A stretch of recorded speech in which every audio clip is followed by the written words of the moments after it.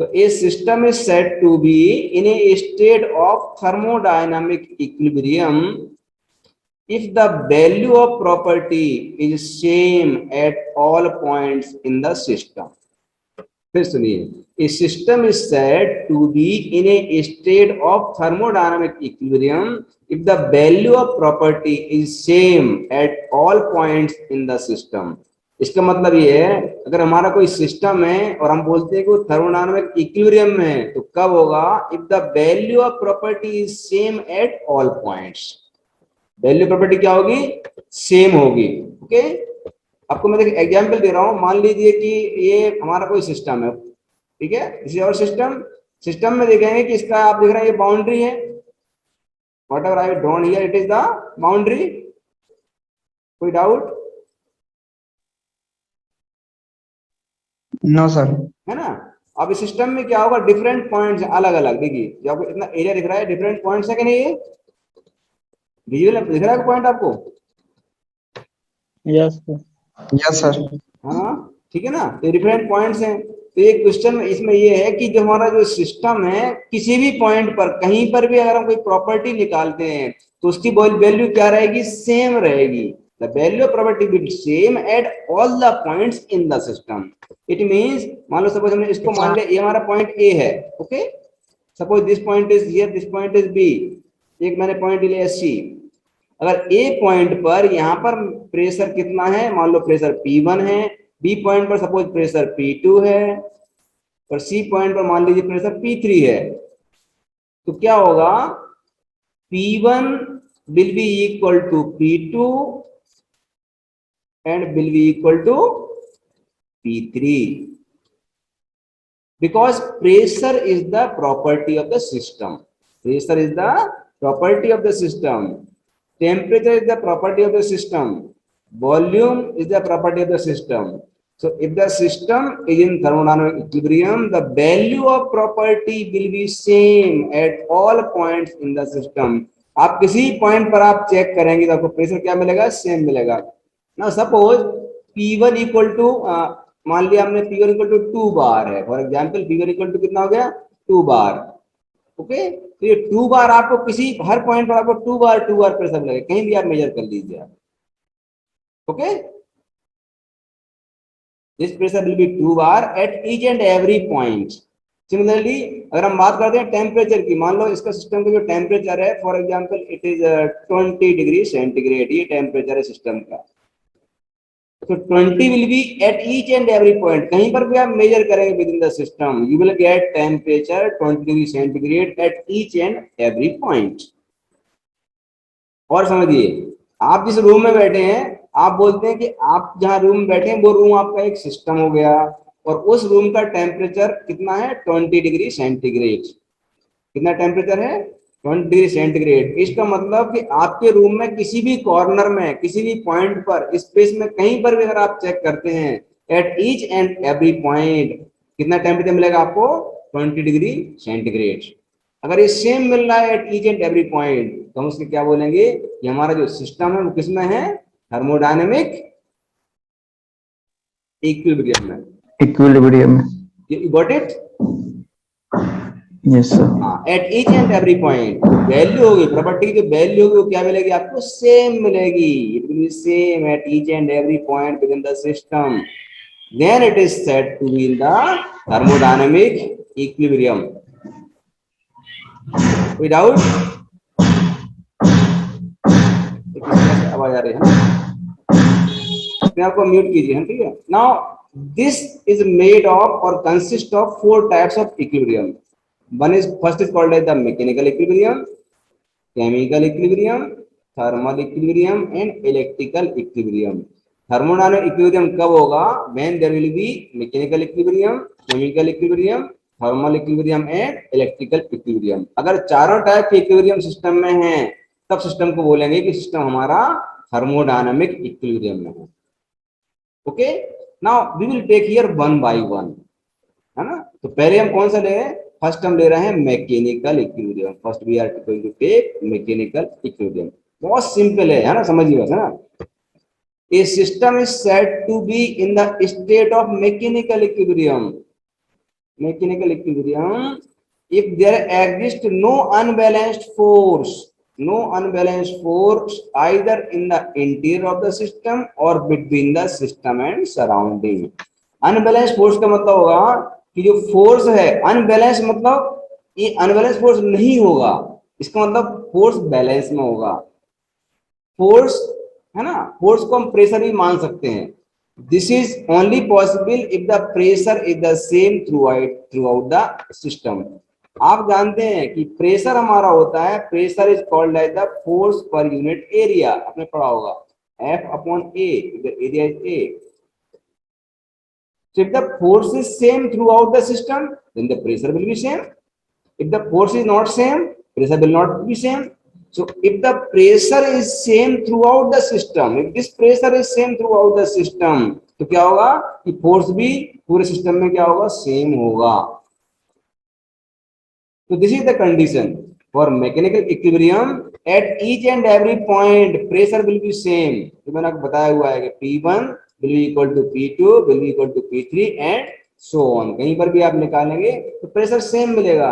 यदि pressure same है तो फ्लूइड का फ्लो फिर वो विदिन सिस्टम नहीं होगा, फिर हमारा फ्लूइड मूव नहीं कर रहा होगा, फ्लूइड कैसा होगा, स्टिल होगा।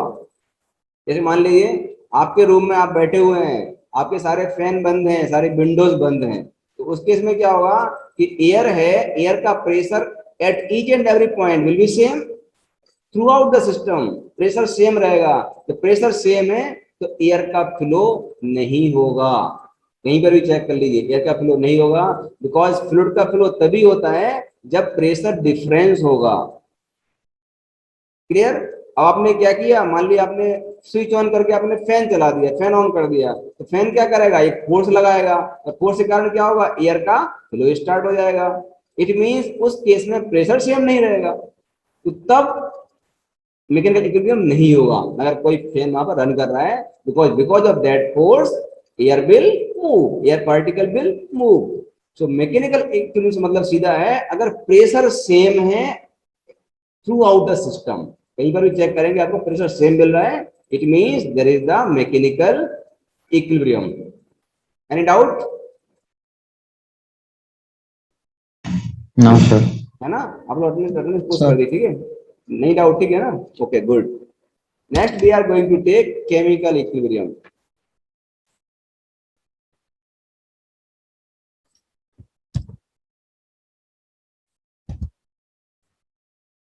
One second.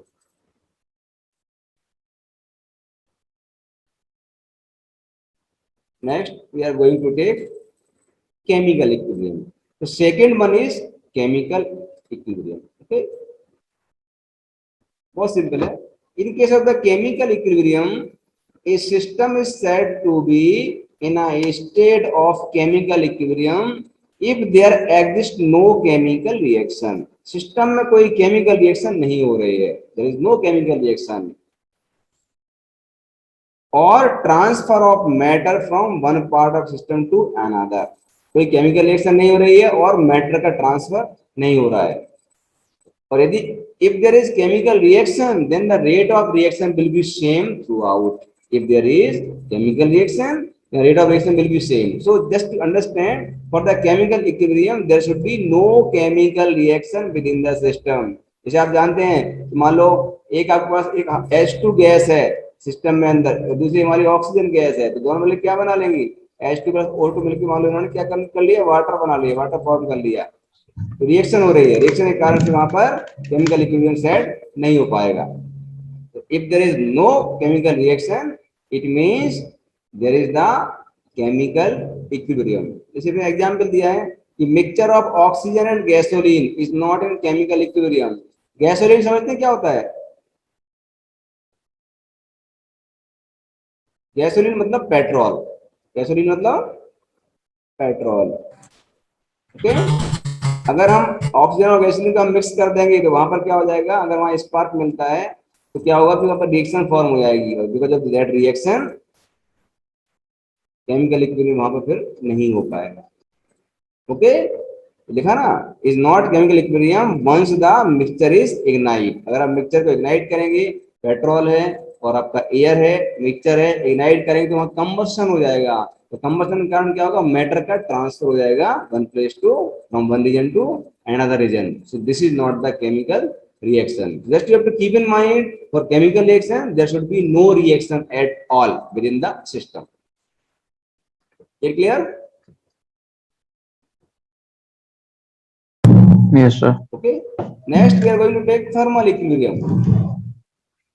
Thermal equilibrium, when a system existing in mechanical and chemical equilibrium. अब देखिए दो हमने पढ़ लिए हैं, मैकेनिकल और chemical.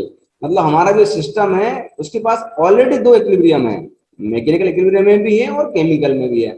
Mechanical means pressure same है, केमिकल इक्विलिब्रियम मींस कोई केमिकल रिएक्शन नहीं है।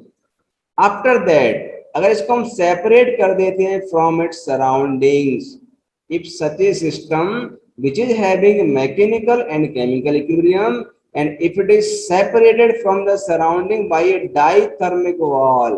Dithermic wall मतलब होता है that conducts heat flow, जिससे हीट का फ्लो हो जाएगा। You can say it is a metallic ball. कौन सी बॉल लगी, मेटेलिक बॉल, जिससे हीट का ट्रांसफर हो सकता है। ओके अगर उसको हम सेपरेट कर दें सराउंडिंग से, if there is no spontaneous change in the property of the system, then the system is said to be in the state of thermal equilibrium. ऐसा सिस्टम जिसमें मैकेनिकल इक्विलिब्रियम है और केमिकल इक्विलिब्रियम है, अगर हम इस system को surrounding से सेपरेट कर दें बाय ये डाइथर्मिक बॉल, मींस जिससे हीट का ट्रांसफर हो रहा है, तो इसमें कोई प्रॉपर्टी में कोई चेंज नहीं होना चाहिए। चेंज कब नहीं होगा, अगर डाइथर्मिक वॉल है और बाहर से हीट नहीं, अगर हीट आएगी तो चेंज होगा, हीट आएगी तो क्या उसमें चेंज आएगा प्रॉपर्टी में, और हीट नहीं आएगी तो चेंज नहीं आएगा। So if there is no flow of the heat और no change in the property, then system is said to be in the state of thermal equilibrium. दूसरा इसका एक और एग्जांपल है, if there is temperature is same throughout temperature same, पूरे system में temperature क्या रहेगा, यूनिफॉर्म रहेगा। थर्मल मीन्स, थर्मल का मतलब यहाँ पर क्या होगा, with the temperature. So if the temperature is same throughout the system, if the temperature is same throughout the system, it is called as the in the thermal equilibrium. ठीक है, आप इतना याद रखिए, ज्यादा नहीं तो, है ना। थर्मल इक्विलिब्रियम कब होगा, जब पूरे सिस्टम में क्या रहेगा, टेम्परेचर सेम रहेगा। Okay, last one is called as the electrical equilibrium. It is not much important in thermodynamics point of view, but what is that? A system is said to be in a state of electrical equilibrium. A system is said to be in a state of electrical equilibrium if there is exists an uniformity of electric potential. Uniformity throughout. Electric potential same रहेगा, because क्या होगा, और electric potential same है, उसी कारण से कोई भी EMF जनरेट नहीं होगा। Normally be ignore it, thermodynamics में इसका ज्यादा इंपॉर्टेंस नहीं है। अगर इलेक्ट्रिक पोटेंशियल सेम है throughout the system at any region, then our system to be is called to be in electrical equilibrium. Now if any system having these four types of equilibrium, any system is having these four types of equilibrium, it is said to be in the state of thermodynamic equilibrium.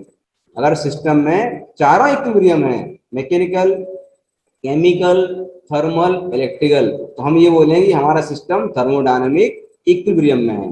But when the conditions for any of the four types of equilibrium are not satisfied, system is said to be in non equilibrium. अगर चारों में से कोई एक भी equilibrium नहीं है तो हमारा क्या हो जाएगा, वो नॉन इक्विलिब्रियम केस कहलाएगा।